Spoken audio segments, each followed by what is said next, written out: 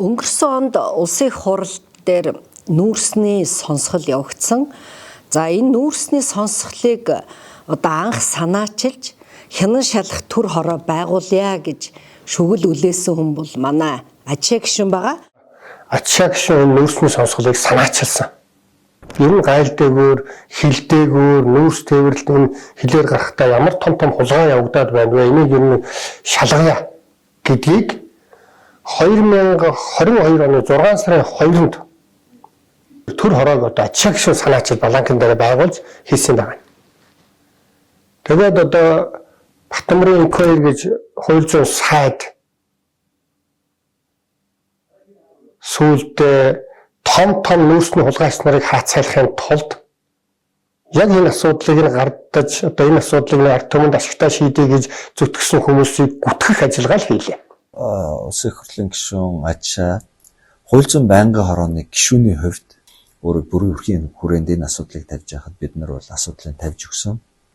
Тэгээ холбогдох байгууллагууд руу бичиг явуулсан. Ирсэн бичгэн дээр бол одоо тэнд нэр дурдгдсан компаниудад бол харилцаа хамаарал байхгүй байна гэсэн тийм бичиг бол ирсэн. Ялангуяа улс төрчмөний хувьд бол одоо энэ нэр хүнд гэдэг бол хамгийн үнэтэй капитал байгаа шүү дээ. Хурлын гишүүн Ширнэ Мандин Ачаагийн хувьд бол улсын хурлын ёс зүйн хөтөлбөрийн байнгын ороонд хандаж өргөдөл гаргасан.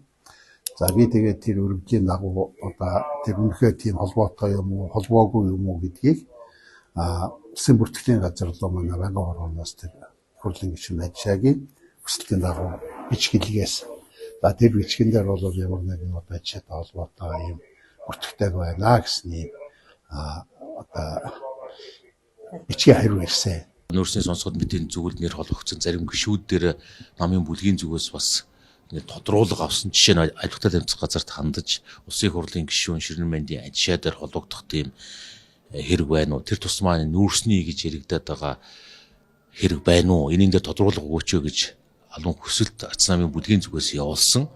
Ажилтны тэмцэх газраас хариулт ирсэн. Хариултан дээр ямарваа нэгэн Ширнэ Мандин Ачаа толгодох нүүрсний төдийгүй доор ямарваа нэгэн тийм хэрэг бүртгэлийн асуудал манайдаар байхгүй гэдэг хариултыг ирүүлсэн. Ажилтны тэмцэх газар дээр за нүүрсний их тодтолтой хэрэг дээр бол мөрдөн шалгах ажиллагаа явуулаад нийтдээ 13 хэргийг шүүхт шилжүүлэх саналтай прокурорын байгууллага төрүүлсэн. За ингээд энэ 13 хэрэгээс шүүхтэр эцсийн байдлаар бол 8 хэрэг шүүхэн шийдвэрээр шийдвэрлэгдсэн байгаа. За нүүрсний их тодтолтой хэрэг дээр бол одоогийн байдлаар таны нэр дуртаад байгаа Ачаа гишүүн бол эрүүг хэрэгт холбогдож шалгагдаагүй байна. Шалгагдаагүй гэдэг нь өмнөх хугацаанд шалгагдаагүй ерөөсөн огт ирээгүй гэсэн үг. Ер нь бол манай дээр эрүүг хэрэг үүсгэж шалгасан зүйл байхгүй гэсэн үг. Тэгэхээр хэрэгт холбогдоогүй гэсэн үг.